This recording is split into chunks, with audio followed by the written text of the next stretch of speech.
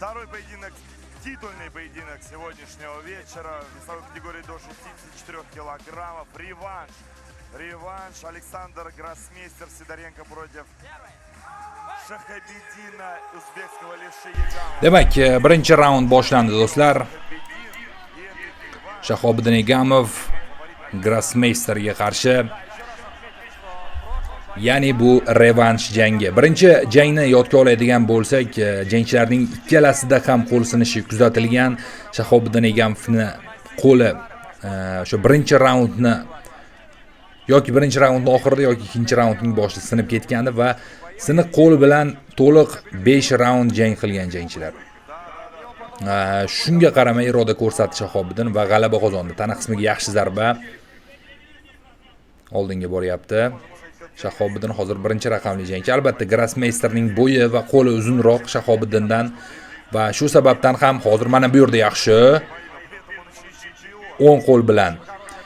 Lekin asosiy zarba kuchi chap qo'lda hamyurtimizni. Bekorga o'zbekskiy levshi emas.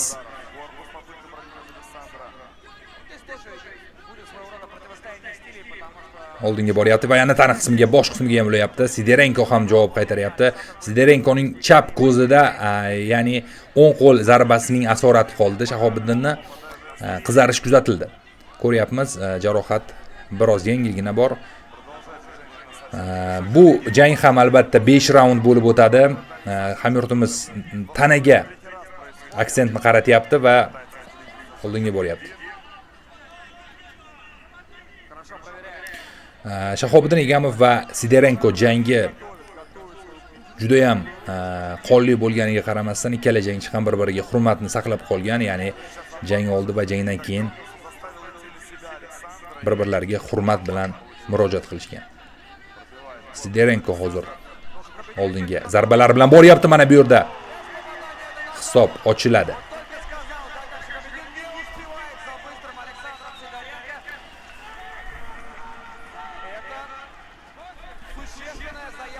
Jangga tayyorligini aytyapti Shahobiddin va davom etamiz. Birinchi raund nihoyasiga yetyapti hozircha. Hozircha bir knockdown qayd etildi. Hammasi yomon emas. Shahobiddin birinchi raundda zarbalar berdi, faqat mana shu knockdown ortiqcha bo'ldi xolos.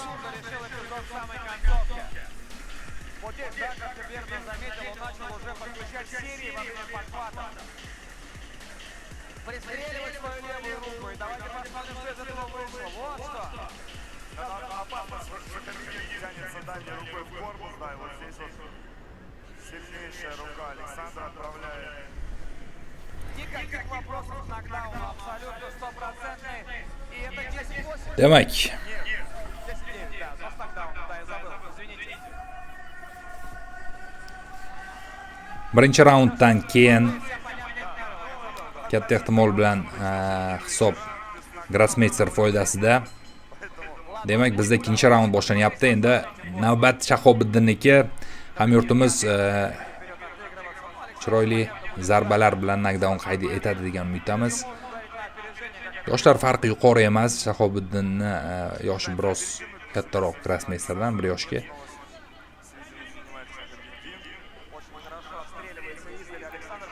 Mana bu yerda yaxshi zarba.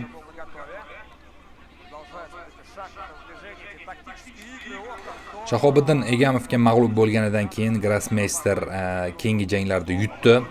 Da'vogarlarni yutib bu jangga haqli ravishda ega chiqdi. Ya'ni chempionlik jangi o'zi mana shu birinchi jangda o'ynalgandi, ya'ni birinchi jangda o'rtada chempionlik uzugi bor edi. Ya'ni bu yerda kamar emas, uzuk. Aynan shu jangda Shahobiddin ega chiqqandi. Shu uzukka. Undan keyin bir marta himoya ham qildi. Yaxshi tana qismiga zarba.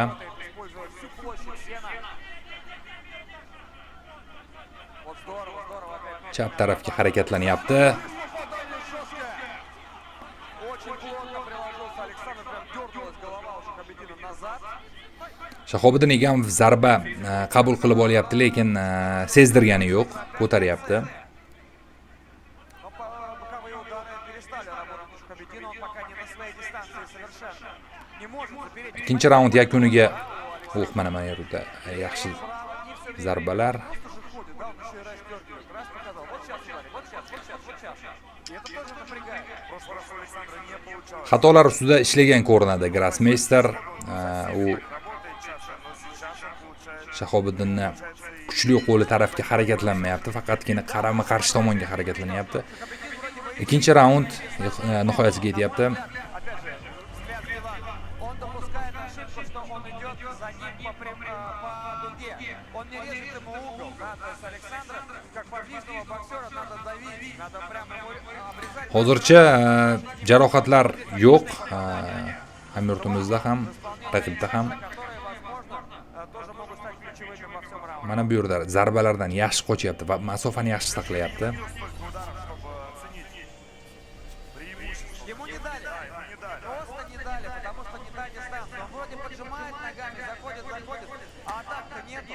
Там за... 3-raund boshlanish arafasida. Но отсюда получается по нашим диванным судейским запискам 2-0. Да.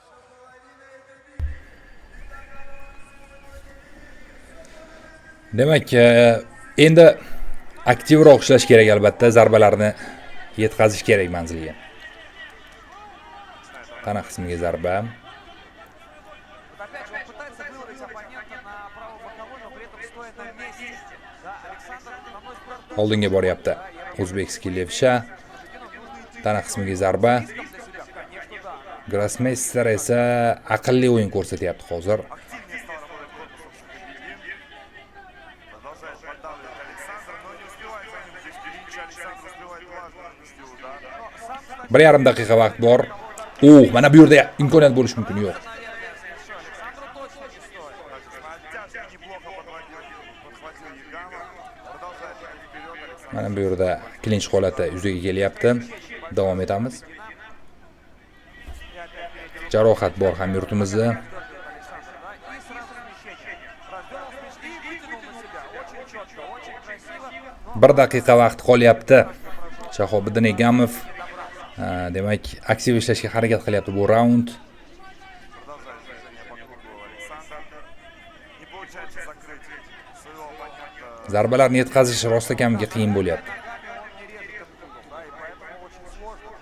Позади Александра большое пространство. Mana bu yerda yaxshi. По-моему, Александр Ham передней руки дал. Aleksandr zarba bilan ushlab oldi, keyin esa o'zi javob ham oldi hamyurtimizdan. Корпус.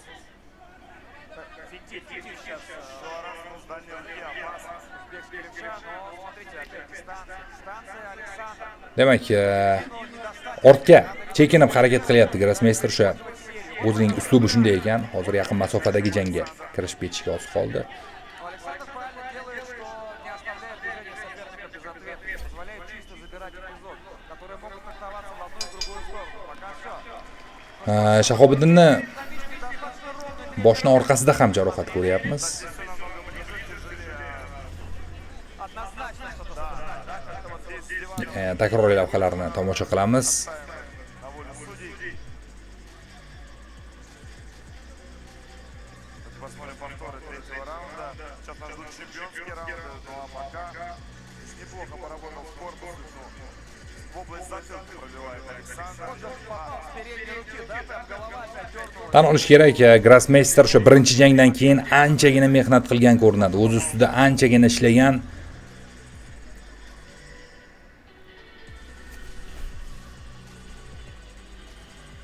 Ну и смотрите, здесь явным андердогом смотрится Шахабеддин, но не надо списывать его со счетов, поверьте. Он еще точно совершенно не сказал своего последнего слова. Demak, davom etamiz.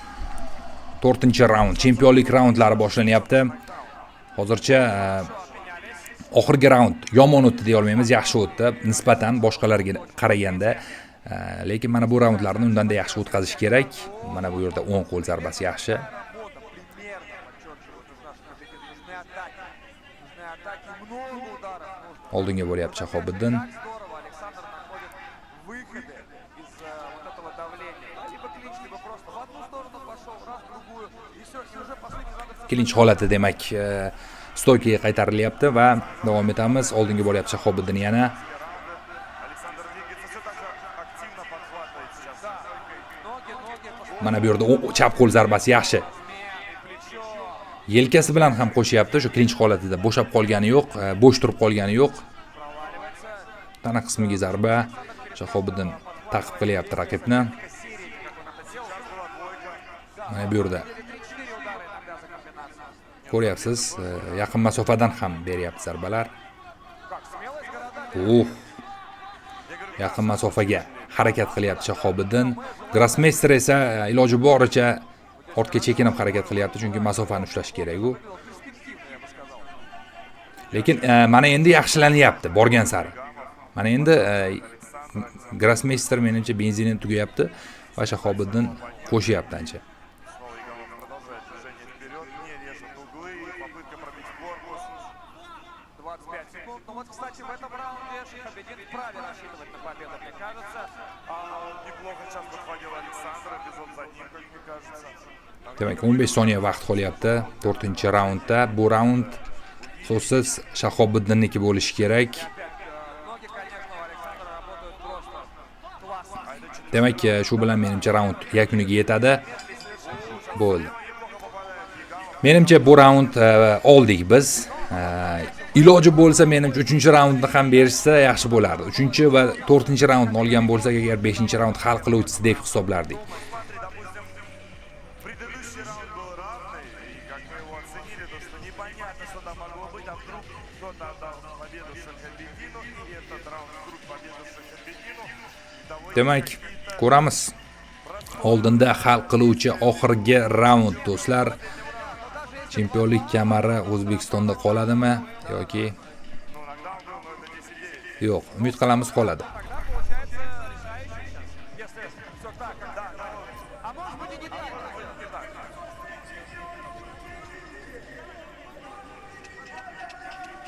Demak,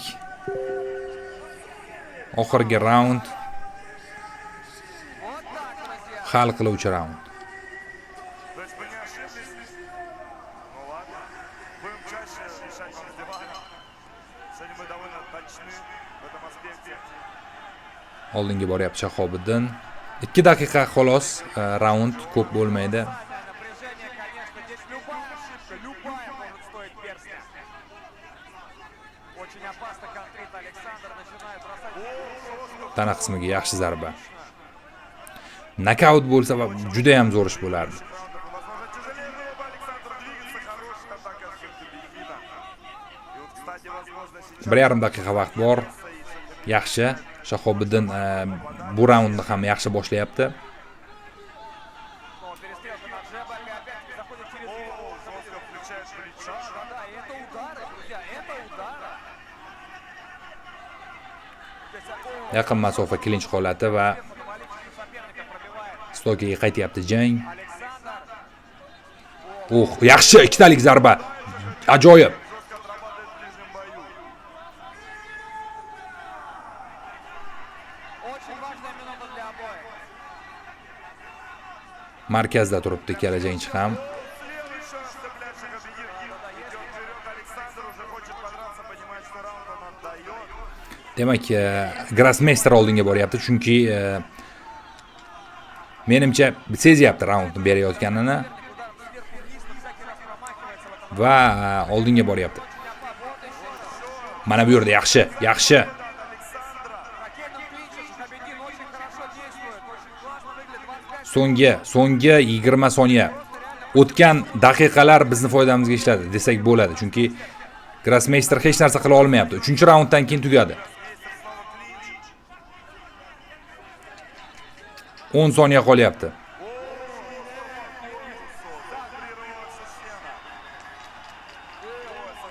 Orqa tomondan zarba berish mumkin emas. Bo'ldi. Jang yakunlandi. Shahobiddin Egamovning yuzi doimgidek jarohatlarga to'la. чемпион должен остаться, наверное. Да, давайте посмотрим повторы. Здесь пробил. С ударом в корпус зашел в ближний бой Шерхабеддину. Снова Endi esa jang natijasiga qaraymiz. Albatta mana bu takroriy lavhalar ham bizni e'tiborimizni tortyapti. Hamyurtimiz anchagina zarba berdi. Правой бровью у Шерхабеддина. разве это могло бы его остановить? Да нет, Рукой. да, и с выбитыми зубами, конечно, это вообще ничто.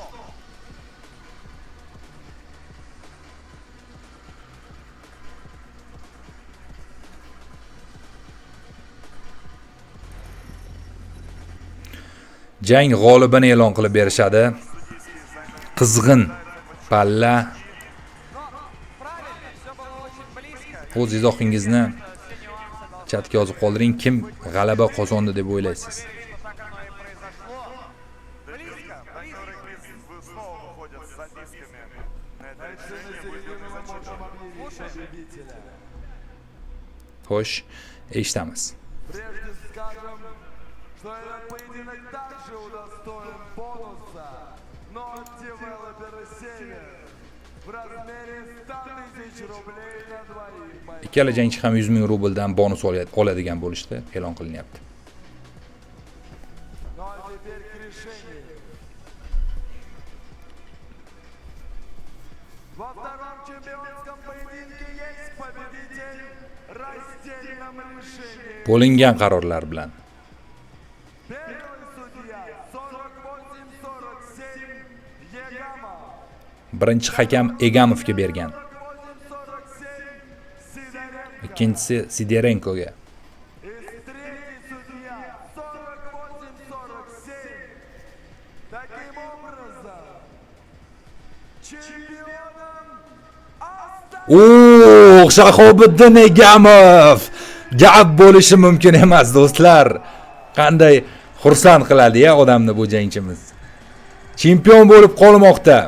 Birinchi raundlar, ikkinchi raundlar to'g'ri foydamizga ishlamadi, lekin 3-raunddan boshlab bo'ldi. U yog'iga Shahobiddin Egamov